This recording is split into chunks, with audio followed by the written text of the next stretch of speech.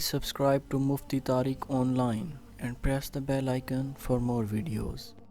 السلام علیکم ورحمۃ اللہ رکھا جلال پور جٹاں سے یہ بھائی پوچھتے ہیں کہ واشنگ مشین میں ناپاک کپڑے دھونے کا طریقہ کیا ہے، ان کے متعلق شرعی حکم کیا ہے، رہنمائی کر دیں۔ بھائی نے بہت ہی زبردست سوال پوچھا ہے۔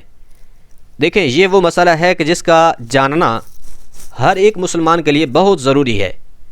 کیوں؟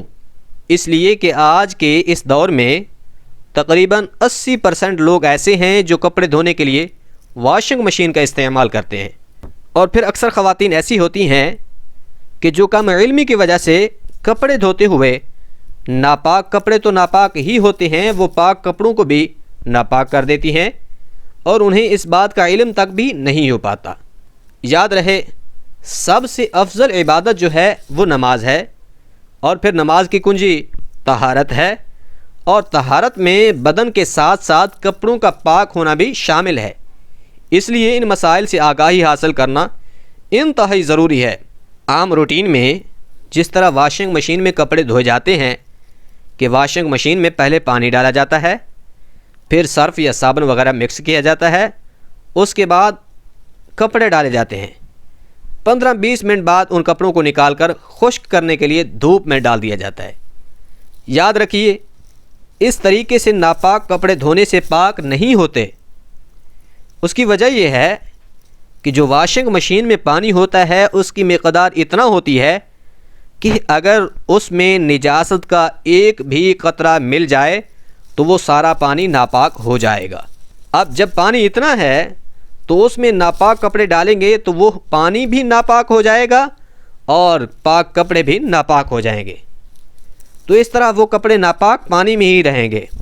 پھر ان کو نکال کر جب بالٹی یا ٹب میں ڈالتے ہیں تو اس بالٹی یا ٹب کے پانی کی مقدار بھی اتنا ہی ہوتی ہے کہ اگر اس میں بھی نجاست کا ایک قطرہ مل جائے تو پھر وہ پانی بھی ناپاک ہو جائے گا۔ اس لیے جب ان کپڑوں کو مشین سے نکال کر صرف نکالنے کے لیے ٹب وغیرہ میں ڈالتے ہیں، اس کے بعد ٹب سے نکال کر نچوڑ کر خشک کرنے کے لیے ہوا میں ڈالتے ہیں، تو اس طریقے سے کپڑے پاک نہیں ہوتے بلکہ ناپاک ہی رہتے ہیں۔ اب سمجھیں کہ ناپاک کپڑوں کو پاک کرنے کا طریقہ کیا ہے۔ اس کے لیے بہت ہی آسان 2 طریقے ہیں، یاد رکھیں۔ نمبر 1 پر تو یہ ہے کہ اگر تو کپڑا ایسا ہے کہ جس پر نجاست لگی ہوئی ہے، یعنی جو گندگی ہے وہ نظر آ رہی ہے، تو اس کے پاک کرنے کا طریقہ یہ ہے کہ کپڑے کے اس حصہ کو پکڑیں اور تھوڑی دیر کے لیے اس کپڑے کو نل کے نیچے پانی میں مسلیں۔ جب آپ اس کپڑے کو پانی کے اندر مسلیں گے تو وہ نجاست پانی کے ساتھ بہہ جائے گی، اور پھر 3 بار اس کپڑے کو نچوڑ دیں، اس طریقے سے وہ کپڑا پاک ہو جائے گا۔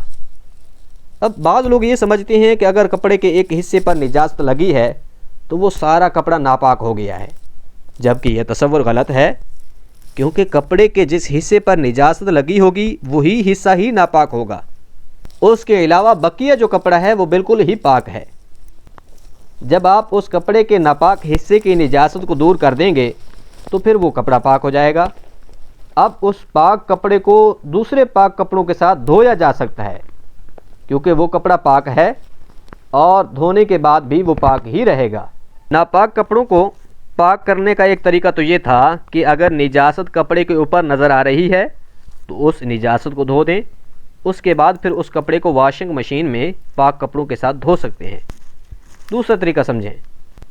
دوسرا طریقہ یہ ہے کہ اگر تو ایسا کپڑا ہے کہ جو ناپاک تو ہے مگر اس پر ناپاکی نظر نہیں آ رہی، یعنی اس کے اوپر نجاست ظاہر نہیں ہے، اب پتہ نہیں ہے کہ اس کے اوپر نجاست کہاں ہے کہاں پر نہیں ہے، اس کپڑے کے کس حصے کو دھوئیں کس کو چھوڑ دیں، پھر اس کپڑے کے لیے یہی ہے کہ اس پورے کپڑے کو اچھے طریقے سے دھوئیں اور فل طاقت کے ساتھ 3 مرتبہ اس طرح نچوڑیں کہ ایک مرتبہ فل طاقت سے نچوڑا اور اس سے پانی ٹپکنا بند ہو گیا، دوسری مرتبہ اسی طرح فل طاقت سے نچوڑیں کہ اس سے پانی ٹپکنا بند ہو جائے، تیسری مرتبہ بھی اسی طرح فل طاقت سے نچوڑیں کہ پانی ٹپکنا بند ہو جائے، تب جا کر وہ کپڑا پاک ہوگا۔ امید ہے بات سمجھ آ گئی ہوگی۔ اگر اب بھی کوئی مسئلہ باقی ہو تو کمنٹ سیشن میں آپ لکھ کر بھیجیں، انشاءاللہ ضرور آپ کو جواب دے دیا جائے گا۔